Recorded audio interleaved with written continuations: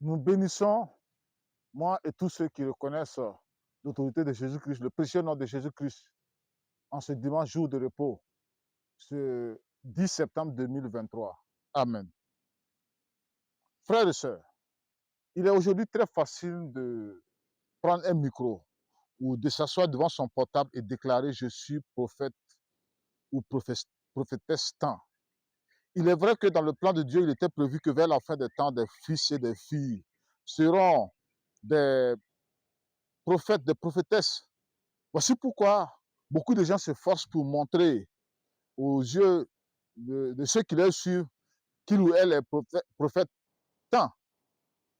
Malheureusement, ce que ces prophètes autoproclamés n'ont pas oublié, c'est que Jésus avait bien dit que ceux qui vont venir véritablement en son nom, après son départ, vont connaître des persécutions, des outrages, le mépris exactement comme a vécu les gens, les prophètes de l'Ancien Testament. Prenons par exemple le cas d'Élie, l'un des puissants prophètes de l'Ancien Testament, l'un des puissants prophètes de l'Éternel, de Christ. Voici un homme que l'autorité politique en son temps Akab regardait comme celui qui apportait le trouble et la malédiction sous son régime dans le pays. Élie était haï. Il était même obligé de fuir, se retrouver seul en brousse pour manger la nourriture des oiseaux sauvages, des corbeaux. Personne ne voulait apporter un soutien matériel à Élie. La seule personne qui avait eu pitié d'Élie fut une veuve. C'était une veuve qui l'a nourri. Élie n'avait donc pas une vie de luxe comme on le voit aujourd'hui avec tous ces prophètes qui caressent les coins, les bancs, les coins des tables des restaurants et des hôtels.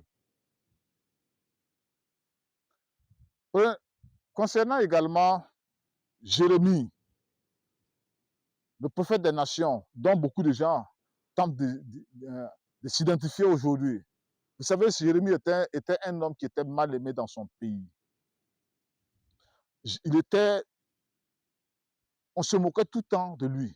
Même ses amis cherchaient à voir la chute de Jérémie. Le roi lui-même, qui n'aimait pas les paroles de Jérémie, avait fait jeter Jérémie en prison à cause de sa parole. Maintenant, j'en viens à ces femmes prophètes, à ces femmes prophètes, à ces prophétesses. Aujourd'hui, elles sont nombreuses à vouloir imiter, s'identifier à Anne.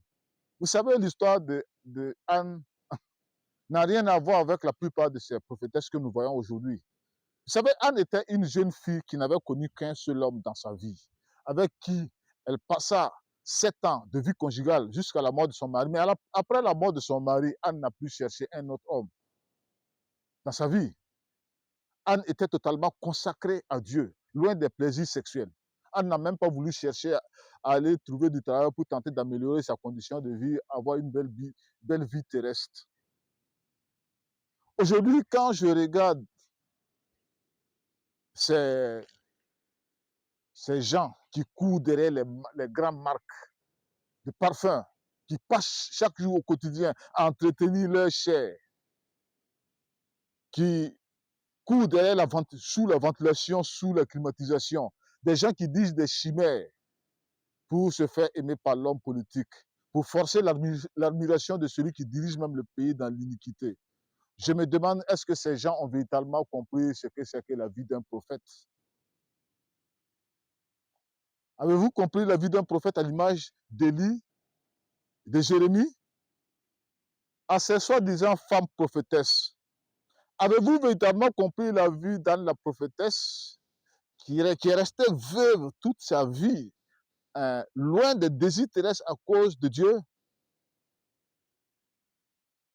Vous savez, aujourd'hui, ces autoproclamés prophètes, prophétesses ont semé le trouble. Quand je regarde ces femmes aujourd'hui qui se disent prophétesses avec des mèches, des tresses fabuleux, des mèches qui coulent derrière leur tête comme des queues, qui portent des bijoux, des hauts talons, des mini-jupes et des vêtements qui laissent paraître la forme de leurs seins et de leurs fesses aux yeux de ceux qui les regardent, pour attirer l'attention des gens qui les regardent. Moi, je me demande, est-ce que vous êtes véritablement identifiable à une vraie prophétesse? Ces gens sèment le trouble, le désordre dans le corps de Christ. Je vous dis en vérité, ces gens ne connaissent pas, n'ont jamais connu. Ils ont peur de se retrouver dans la même situation d'Élie, de Jérémie et d'Anne. Ils ont peur d'être jetés en prison, ou frappés en voulant dire, dénoncer l'injustice de leurs autorités. Ce sont des faux. C'est pourquoi ils se cachent toujours derrière l'injustice de celui qui dirige même leur pays dans l'iniquité. Frères et sœurs, ayez un esprit de discernement. Maintenant, vous les prophètes, sachez que votre jugement là, à cause de votre hypocrisie, votre jugement sera sévère. Frères et sœurs, méfiez-vous de ces autoproclamés prophètes, prophétesses. Ils sont comme des vipères couchées calmes, mais qui ont des paroles comme la morsure d'une vipère qui va vous tuer votre âme. Donc attention, méfiez-vous de ces gens.